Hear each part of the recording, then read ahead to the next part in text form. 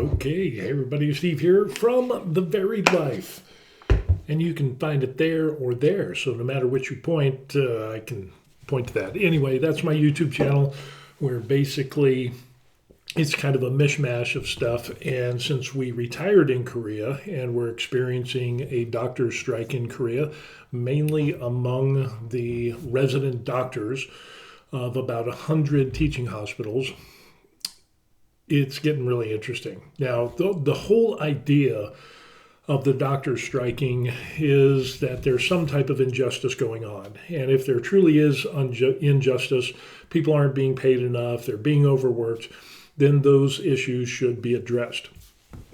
So with that being said, to give you a little background of what's going on, Korea has a bunch of doctors and they have a bunch of resident doctors, which are younger doctors that are going through their specialties. And after so many years of residency, they become certifiably doctor. They're still a doctor before, but they're done with all their training and they can go out onto their own, and then they go and doctor and serve the people. The problem is that here in Korea, doctors are indeed overworked. And they're overworked because there's such a huge population. There's like 52 million people.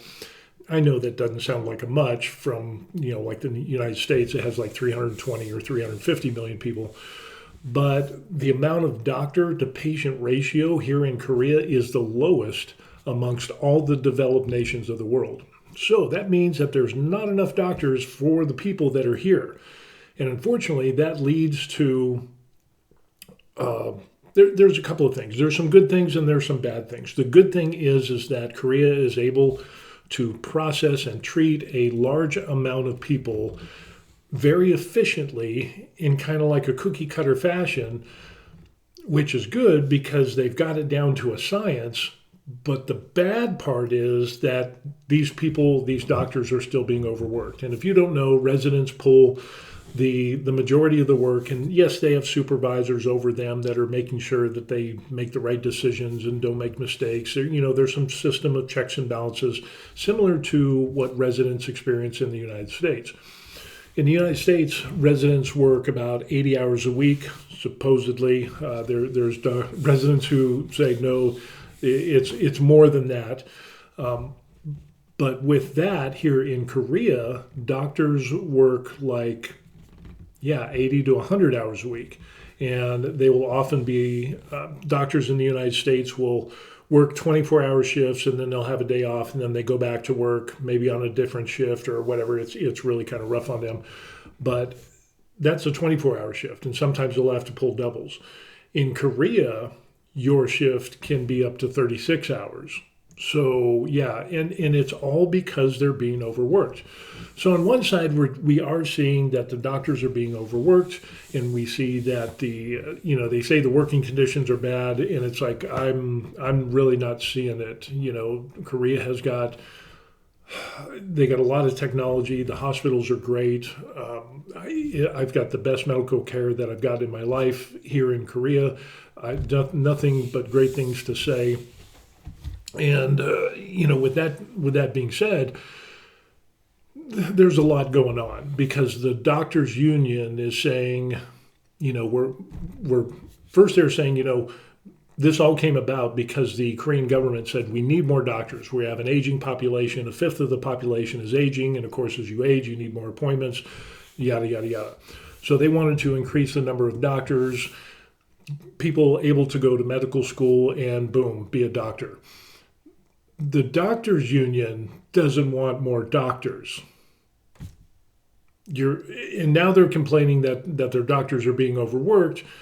As of just yesterday, it's just come out that, oh, by the way, we're being overworked and so on and so forth, which is really strange because prior to the strike starting, that was not one of the concerns that we saw on the Korean news, either in the English version or the Korean version. And then it's only recently that the doctors union is saying, oh, well, all our doctors are being, overworked and blah, blah, blah, blah, blah.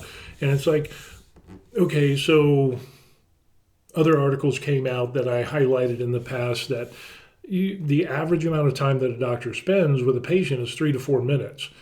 And they see like 100 patients a day. So, yeah, they're overworked. Obviously, they're overworked, but it wasn't brought up until just now. And you would think, okay, well, you've got some good technology, everything's computerized, it's more organized, in my opinion, than what I've experienced in the United States. They've got it down to where they can treat a mass number of people, but we're at that tipping point. And I think it's past the point of no return to where the only thing that's going to help take the burden off of these doctors being overworked, working 80, 100 plus hours a week, seeing over 100 patients a day, is going to be more doctors.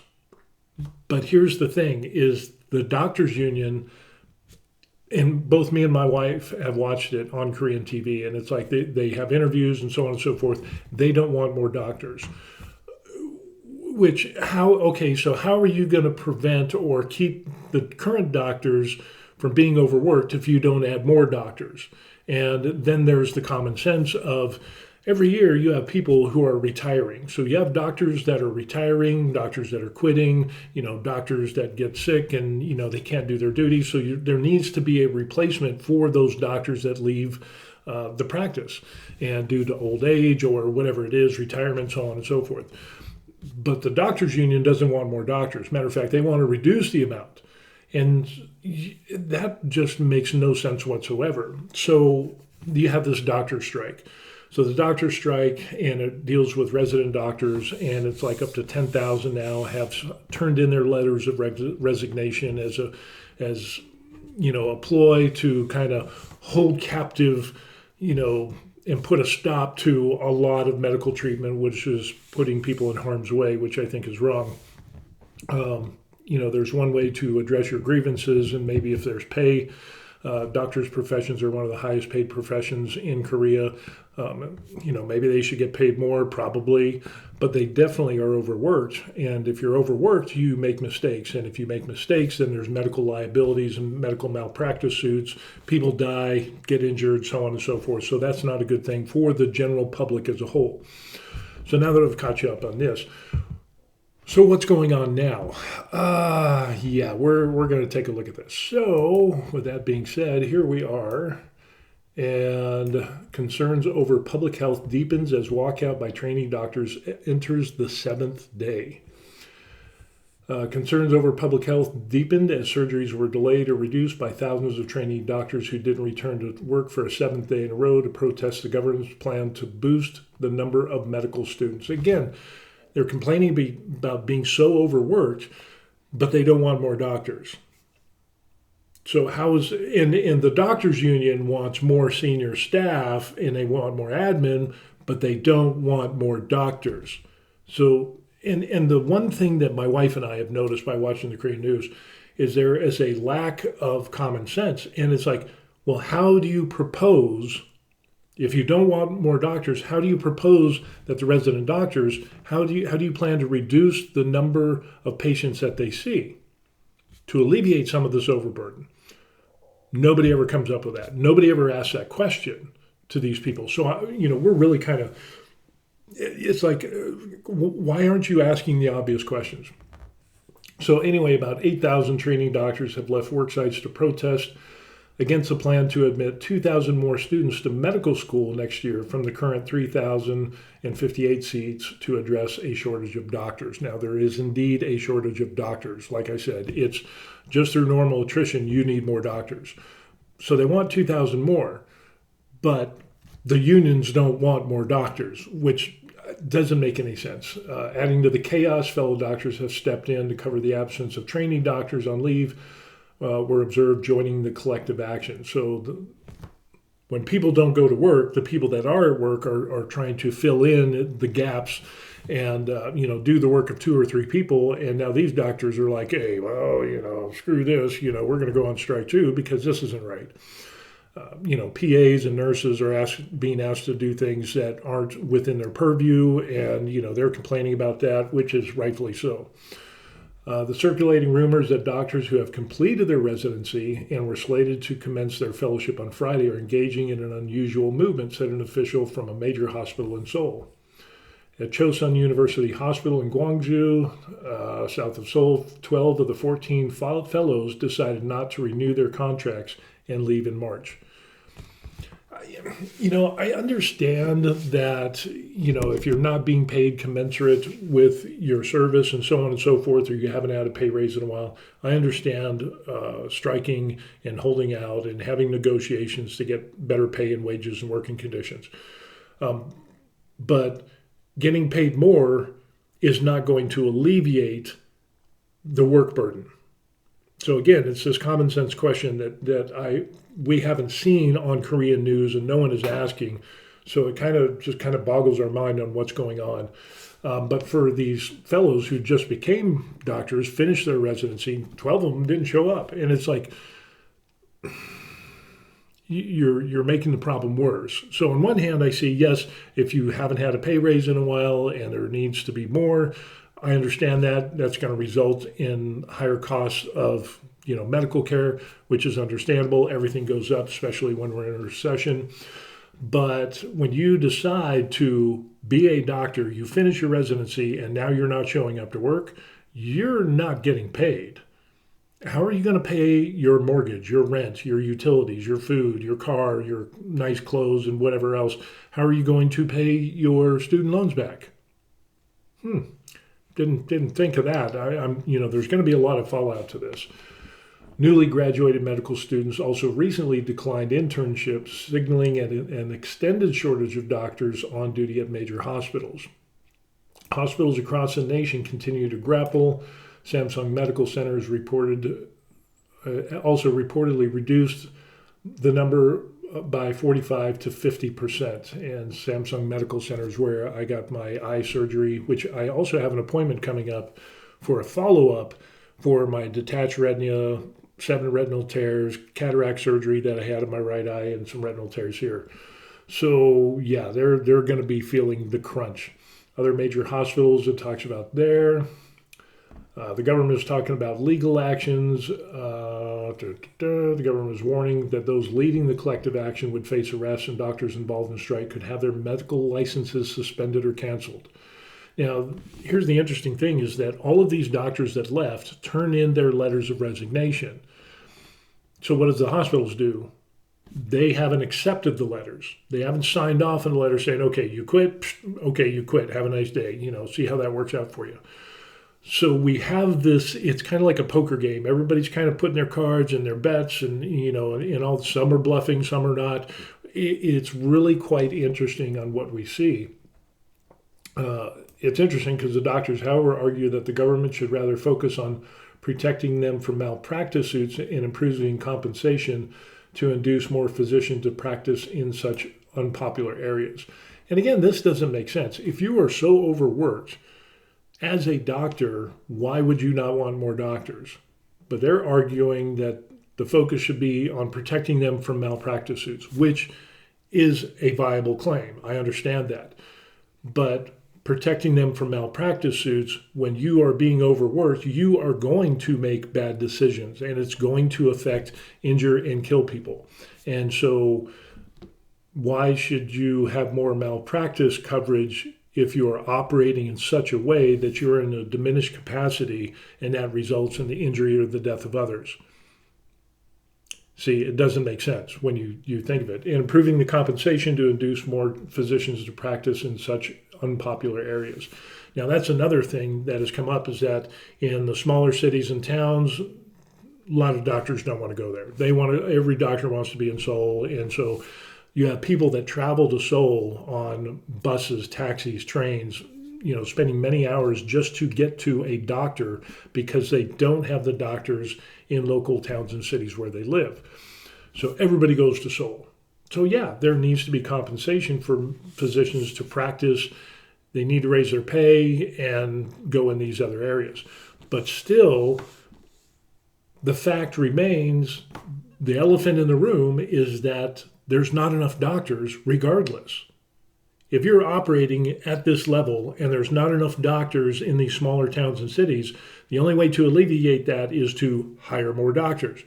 But the doctors union doesn't want to hire more doctors. Matter of fact, they want more senior staff and they want more money for administration. But they've never explained how that is going to reduce the amount of hours that the current doctors work. So from going, 100 patients a day, spending only 3 or 4 minutes per patient, is there a possibility of, I don't know, missing something important? Yeah, probably. It's you can't get a good medical background on a person in 3 or 4 minutes. In the United States, I think kind of like the average is like 10 or 15 minutes to see a patient, and even that is kind of like, yeah, can that be good? Yes, but you're dealing with people, and sometimes it takes longer. So here in Korea, you have to be super well versed on your medical background and be able to recite this back in 3 or 4 minutes. But oh wait, the doctor's got to respond and ask questions. And so again, the 3 or 4 minutes is not enough time for a doctor to get a medical background on a person. To even deal with, well, hey, you're taking this new medication. How are you feeling? Blah blah blah. What is, it's just not enough time. So they're being overworked. So the doctors' union, from my opinion, has not produced anything that makes sense as to saying, well, how are you going to reduce the number of hours? So yeah, it's the doctors' union that is blackmailing the government, or blackmailing, the Korean people, and holding them hostage and not giving them care by walking out and going against the Hippocratic Oath. It's just very problematic. And when you have 46% of the medical school students dropping out of school and saying we're not going to return to school, even though yesterday I did a video and found out that there's more and more medical students that are going back to school because they probably realize that the doctors' union, if you quit medical school, you're still responsible for your loans, and you're probably never going to work in the healthcare sector again.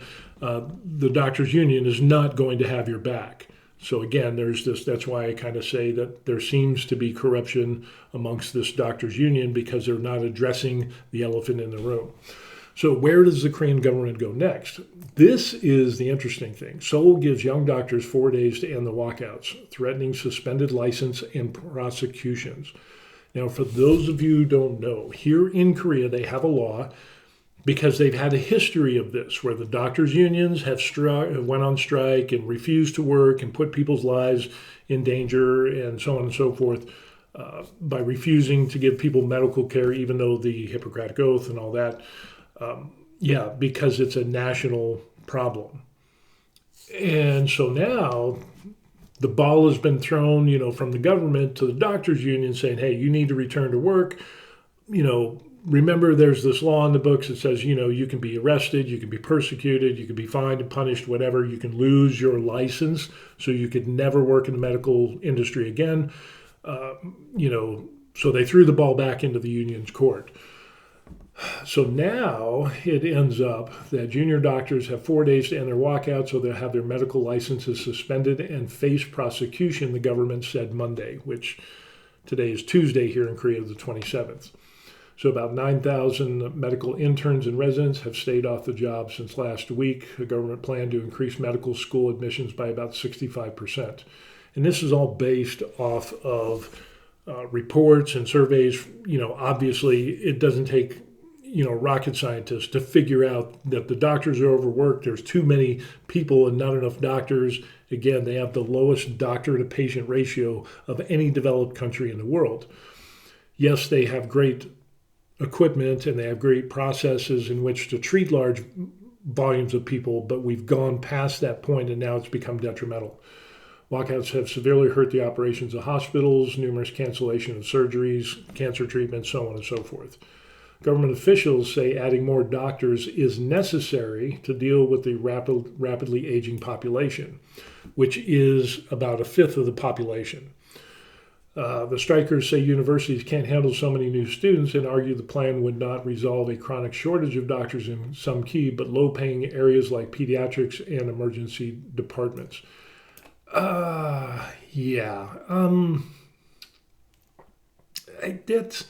Talk about problematic. That is, so now the ball has been thrown into the union's court. The unions are saying, well, the teaching hospitals can't accommodate all of these new doctors that we're going to get. And it's like, well, How is that? If let's say you have 100 doctors in your teaching hospital and they're so overworked that they're working 100 hours a week plus, they're seeing over 100 patients a day, and they're only able to give 3 or 4 minutes to each patient, and they're doing 36-hour shifts and so on and so forth. So you have just say another 100 doctors come in, and you could spread out the workload so they don't have to work 100 hours. Maybe you can drop it down to like 60 or 80 hours a week. So they could actually have weekends off, and so they don't have to work 36-hour shifts. But the teaching hospitals can't handle so many new students, and I just find that laughable. My daughter is a doctor, and we hear of what happens in the United States and being a resident and all of the hard hours and the long hours and so on and so forth, and how things could always be better for residents because they are indeed overworked, but they're way overworked here in Korea. And then they have a shortage of doctors like pediatricians and emergency doctors because everybody wants the high-paying doctor jobs. So there needs to be some bonuses, I think, installed for people like pediatricians because they're so short. There are people traveling from one end of the country to the other just to find a pediatrician. I've even read some things where people have taken their children, obviously rich people, that are going to other countries to get their children, treated. It's just absolutely insane. I don't know how true that is. That's some stuff I've been reading, so take it with a grain of salt. But yeah, you need emergency room doctors. You need these things. And so there needs to be, maybe there does need to be a pay compensation for that they get additional pay and bonuses for being in hardship areas or in rural areas, or, urban areas, or, the areas where there's not a lot of doctors. And similar to where we see in the United States, where the government has programs to say, well, if you're a doctor and you go to this small hick town and be a doctor there, we will pay for your medical school, but you have to do X amount of years for us to do that, and you'll get paid, and whatever. So maybe something like that needs to come into play. But for the doctors union to say that, no, we don't want more doctors, and they've had a history of saying we don't want more doctors. I mean, going back all the way back to the year 2000, it's 2024. So we see this pattern of the doctors union saying, no, we don't want more doctors, damn it. And I don't see any justification as to why. Now because they haven't accepted smaller amounts of doctors over the years, now we're getting to this critical point, this critical mass of where you're going to have to take in a lot more doctors or a lot more students for medical school so you can have more doctors to deal with the ever-rising problem. It's almost like the Titanic sailing and they're just about to hit the iceberg. And yet the doctors union is like, nope, we don't, don't worry about it. We're unsinkable. That's what they said about the Titanic. And you saw how that worked out. Some other things on here is we want them to return to work by the end of this month. If they return to hospitals when they left, they won't be held responsible for any damage caused by their walkouts. It's not too late. Please return to patients immediately. But he said those who don't meet the deadline will be punished with a minimum 3-month suspension of their medical license and face further legal steps such as investigations and possible indictments. So, that is really interesting. So, we're looking at this and, they want more doctors, 2,000 more. And if you have 100 teaching hospitals, so let's see, if we have 100, we have 2,000, they want 2,000 more medical students that will eventually become residents. And you divide that by 100, what you end up with is 20 additional doctors per teaching hospital. So you're telling me the doctors' unions are saying a teaching hospital cannot handle 10 more resident doctors. And many of these places operate on I don't know if you know this or not, but hospitals operate on a 24-hour basis. So you have days, swings, and mids whatever it is, you have to have doctors on staff to deal with situations. And my daughter has worked all of those shifts and, work nights and work doubles and so on and so forth. So you're telling me that teaching hospitals can't take in another 10 doctors, that it's just, it's way too much for hospitals to take in additional doctors. It's 10. If you divide 2,000 by the 100 teaching hospitals, each hospital would get 10 additional doctors. Seriously, you're telling me you can't schedule in 10 more doctors? Seriously, that's what you're saying, that it's impossible to do this. My daughter, who is a doctor, went through residency and the whole 9 yards. I mean, they would love to have more people because then they wouldn't have to work 80 or 100 hours a week. Maybe instead of working 36-hour shifts, which is what the doctors union is now saying that they're being overworked, which they are, the only thing that's going to fix that is either less patients or more doctors. And you're not going to get less patients because the way that the medical system and the demographics that they're treating, it's only going to increase over time.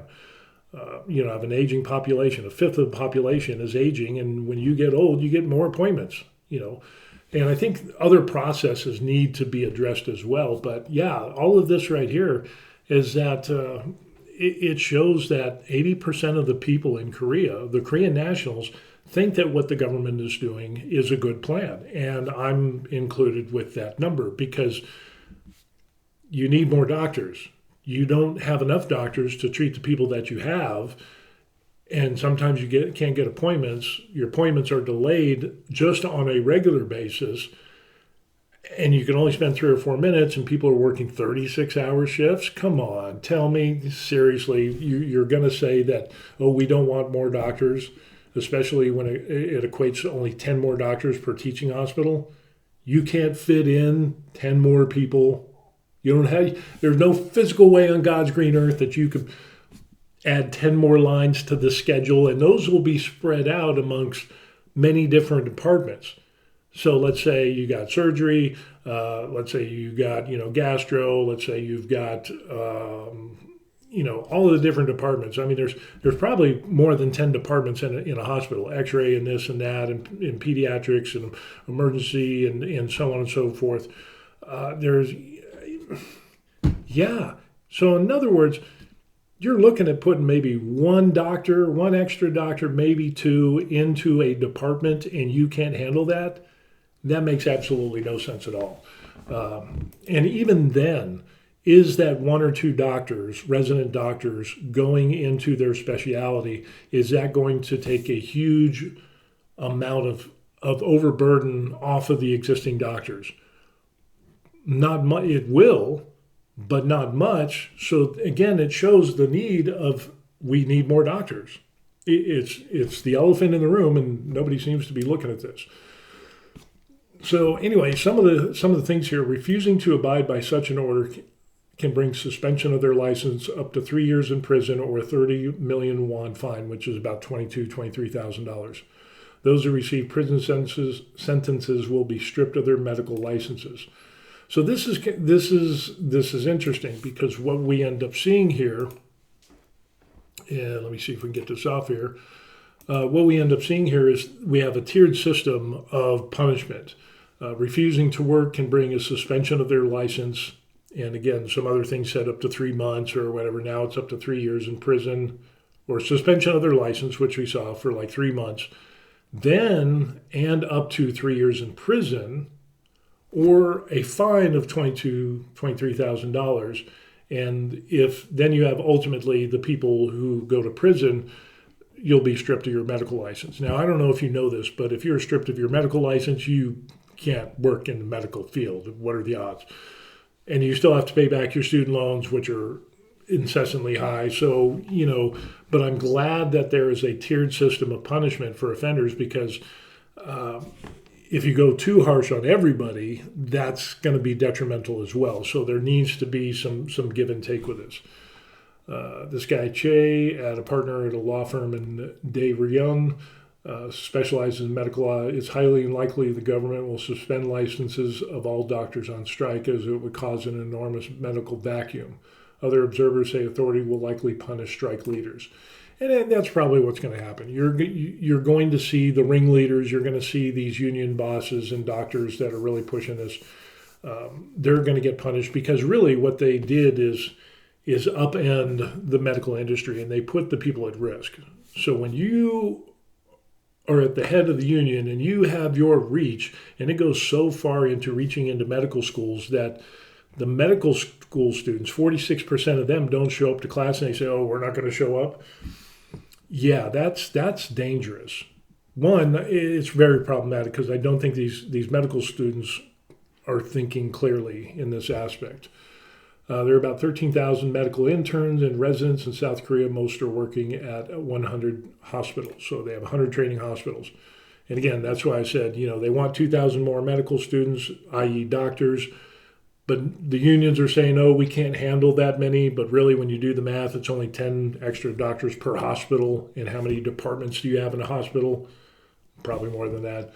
They typically assist senior doctors during surgeries, deal with inpatients, and so on and so forth. They represent about 30 to 40% of total doctors at some major hospitals. Yeah, the Korean Medical Association, which represents about 140,000 doctors overall, has said it supports the doctors striking, but hasn't determined whether to join the trainee doctors' walkout. Senior doctors have held a series of rallies voicing opposition to the government's plan in recent days.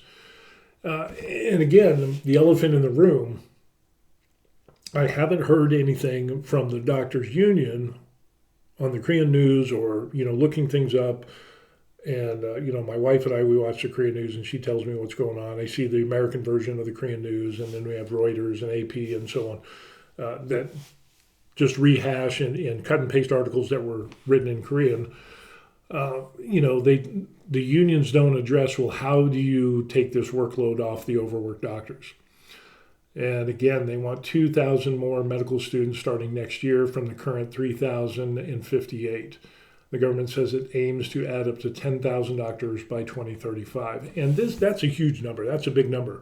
But the reason that it got so big is that the unions don't want more doctors.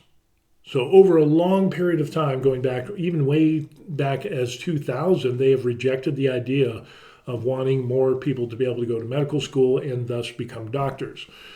So now we're getting to this critical point, this apex of where something's got to break.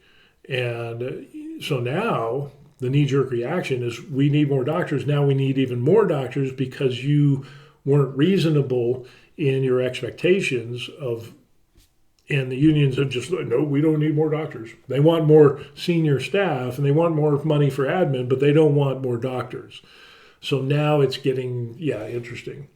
Public survey showed that 80% of South Koreans back the plan of the government. Critics suspect doctors, one of the best paid professions in Korea, opposed the recruitment plan because they worry they could face greater competition and lower incomes.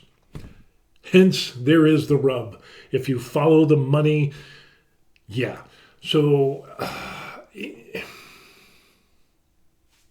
it's that there. Greater competition, lower incomes, it's going to affect the bottom line. So you would rather continue to overwork, working over 100 hours a week, seeing 100 plus patients a day, working 36-hour shifts, and but you don't want more doctors. So the answer to the so how is more compensation going to deal with your fatigue and making mistakes when you're tired? It doesn't. How is it going to address if you pay the current doctors more? Are they going to be able to see more patients? So now what are we going to do? Are we going to see 200 patients a day and only spend a minute and a half on each patient? Yeah, that is unacceptable, and it's not a good way to do business. Park said the country's medical services for emergency and critical patients remain stable, with public medical facilities extending their working hours and military hospitals opening emergency rooms to ordinary patients. So now, because they walked out, so now the doctors that are on staff that aren't resident doctors, now you're putting them at risk because now they have to pull their slack and they're working more hours and you're tired, fatigued, what are the chances of making a mistake and medical malpractice? That goes through the roof. So yeah, that's not really a good thing. Local media reported octogenarian suffering a cardiac arrest was declared dead last Friday after 7 hospitals turned her away, citing a lack of medical staff or other reasons likely related to the walkouts. Yeah, that's not good. Could you imagine cardiac arrest and you went to 7 different hospitals and you died? Imagine if that was your mother or your aunt or your sister or your your niece or somebody. How is that acceptable? Especially in this day and age. So yeah, this is really interesting. Huang Byung-tae, 55, laryngeal cancer patient, said he has regularly visited a Seoul hospital for treatment for 4 years. Last week, he said he was told to leave the hospital without receiving anti-cancer injection because of the walkouts. He accused both the government and the doctors of holding the lives of patients hostage. It's patients like me who end up suffering and dying and not them. Is it really the government's fault? No, because previous administrations have kicked this can down the road. Now it's coming to this bursting point, and unfortunately, if the government caves to the doctors' unions right now and kicks the can down further down the road, it's only going. This guy's going to get his anti-cancer injection. Yeah, he will get them. But it still doesn't address the problems of severe overwork and a severe lack of doctors that will bite us in the ass later on down the road. So again, we have this immediate need for doctors and treatment and so on and so forth, and I totally get that. I mean, he should be getting his treatment, and people should be getting their surgeries. And the lady who died, who had a heart attack, that went to 7 hospitals and didn't get treated, I don't think that's the government's fault. I think all of this goes back to the unions who have rejected continuously over time, showing a pattern that they don't want doctors. Matter of fact, there was even a time in history where the doctors' union said, no, we don't want this many doctors. Matter of fact, we want less. And the government caved in. And so what you're seeing now is not the government's fault. Well, it is at fault because they caved to the unions, but the union said that we don't want more doctors. And so this is a result. There's always this cause and effect relationship, and it's kind of muddied the waters. But if they took small amounts of more medical school applications and people being able to go to medical school, we wouldn't be at this state now where it's bursting at the seams and where we absolutely need it, and it's having more adverse impacts than back then. So the problem is only being exacerbated as we continue on and kick the can down the road. So hopefully the government will do this in a way that we can wake up, that we can get more doctors in, that we can improve the working conditions, and so that doctors have more time off and don't have to work 36-hour shifts, who don't have to work 100 hours. But you notice they want more compensation, but they don't want more doctors. So there's this element of greed. So maybe there is some wiggle room there to where we can pay doctors more, because doctors are important, they should be paid more.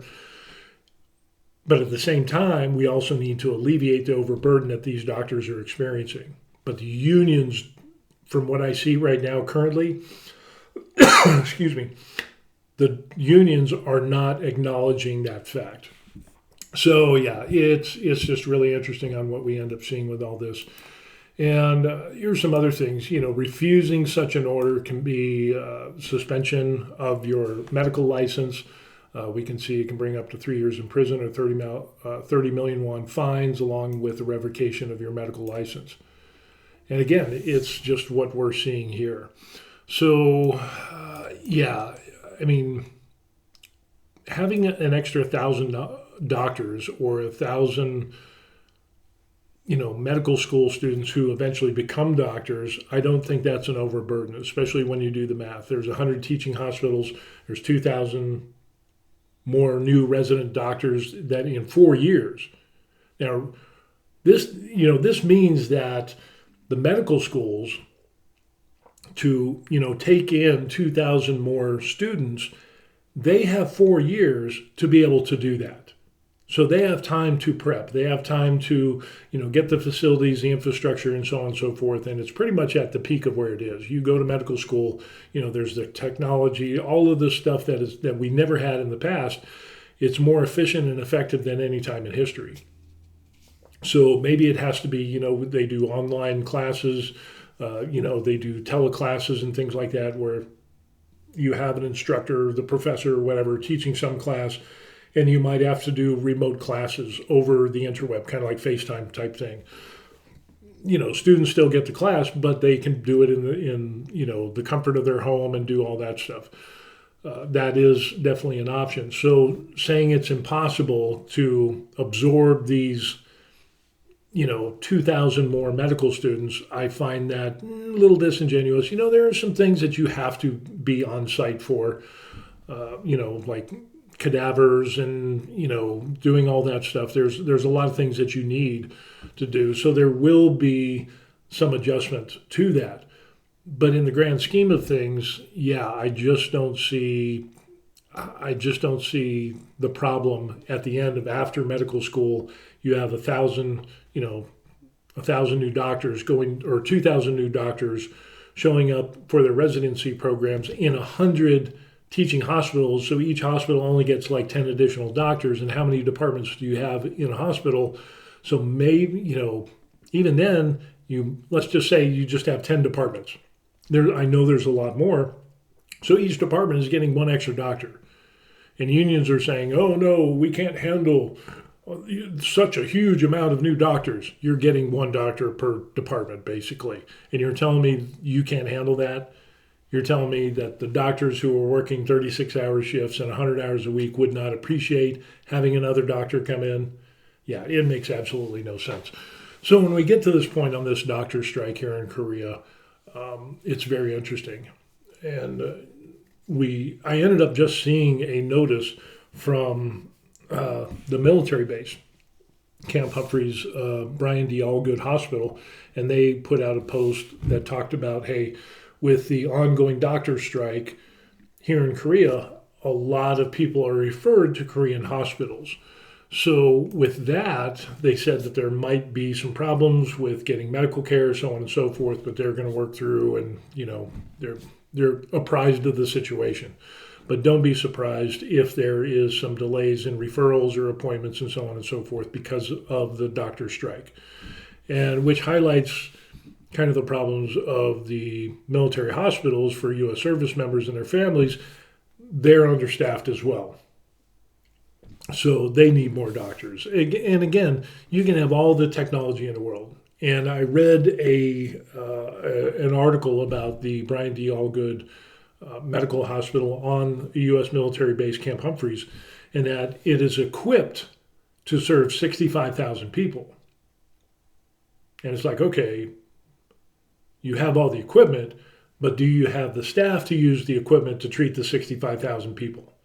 And what do you call treatment? Is that just life-saving care? Is it, what are we talking about? Are we talking about regular care, regular appointments, in all aspects in departments of a hospital, with families and so on and so forth? You have people going to the emergency rooms for coughs, and it's the overflow. It's the catch-all because people can't get an appointment at the hospital themselves, so they have to go to the emergency rooms, which puts an undue burden upon the emergency room staff because they're not dealing with emergencies, but the overflow from the lack of staff. So, yeah, it's kind of an interesting little thing that we see on the military bases. And the military bases refer service members and their families and contractors to Korean hospitals. And that I experienced that when I was in the military stationed in Korea. So yeah, we got a lot going on with the doctor strike here in Korea. And I've had some interesting conversations and comments left on my videos on the varied life, whichever picture you want to look at.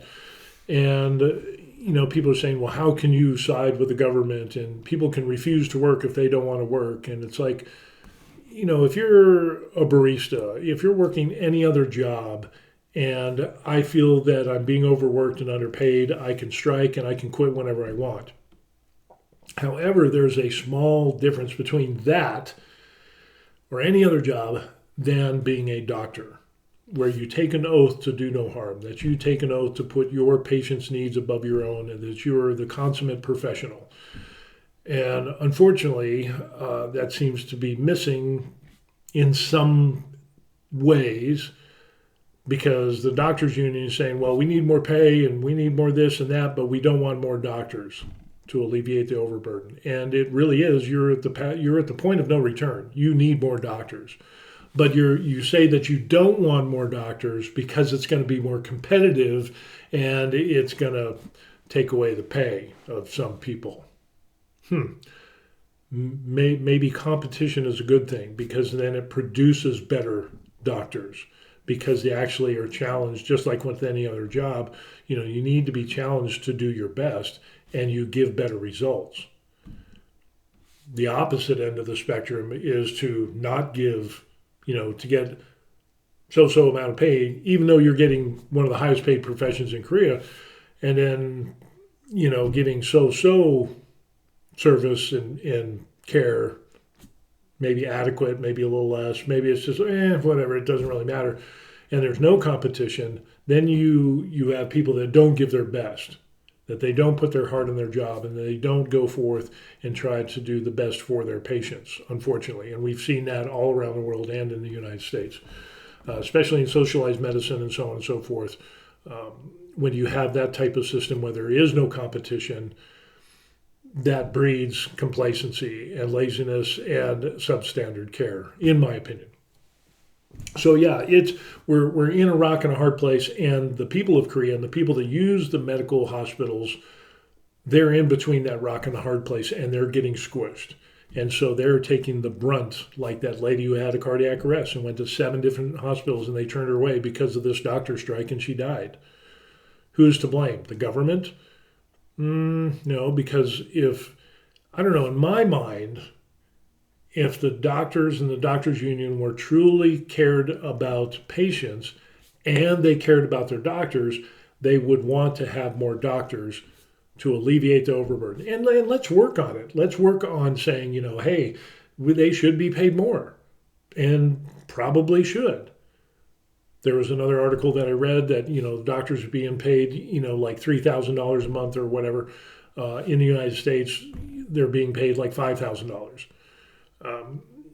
It all depends on the location. It depends on the cost of living or where you're at. So again, this comes into play. Well, really, what are you looking at? It depends on where you are and your pay, and is that commensurate with the expenses that you have? So saying that, you're only getting paid $3,000 a month is, that's terrible. Well, what are your expenses? That comes into play in your economy and the government and so on and so forth.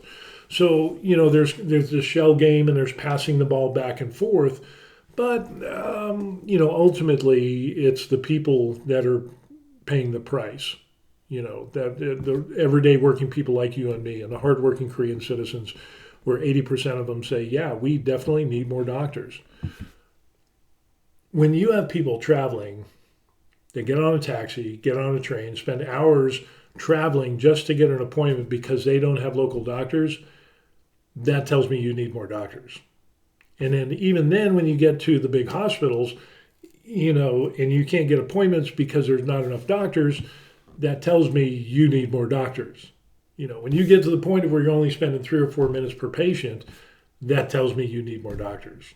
If you're working 36 hours shifts, that tells me you need more doctors. And there was another article that I was reading that highlighted the differences between United States residents, those doctors, and the hours that they work, which is like, 60 to 80 hours, because there's like a cap on how many hours. But in reality, I know this is not true.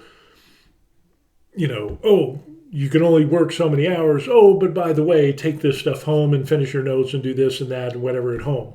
So it's not considered under those hours, or you officially worked your 60 hours or 80 hours a week, but it's a whole lot more, because you're doing stuff at home and after hours and so on and so forth on your not official hours is working. So the system is a little bit broken in the United States as well. But, at least the doctors in the United States can spend more time with their patients. They don't work as many hours as here in Korea, which just, again, begs the question, why don't you want more doctors? But this is the third time that I've heard in news sources that talk about and say that the doctors union says they don't want that competition and they don't want that lower pay.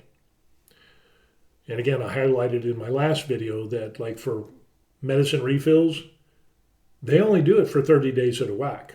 And then so every month you have to go back to see the doctor, make an appointment. So cha-ching, that's more money, for the doctors. And that to get the refill for the next 30 days, you got to go see him again. So compare that to the United States or other countries, you can get prescriptions filled for 90 days at a time.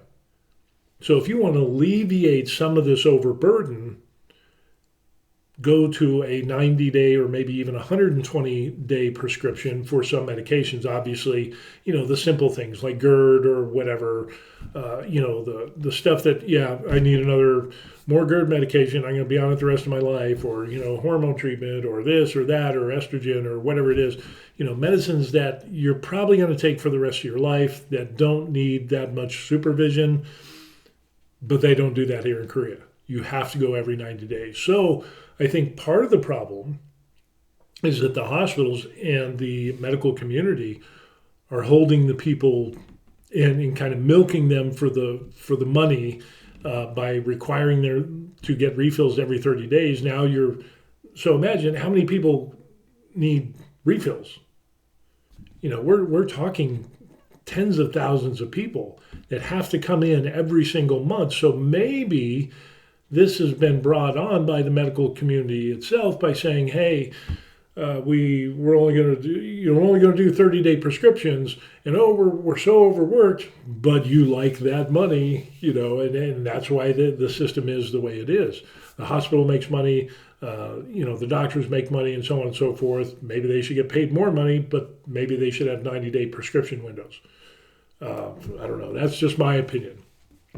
Let's alleviate some of the overburden by using some commonplace or common sense, procedures and saying, hey, there's some things that you don't need to go see the doctor every month. And basic prescription refills are probably one of those areas.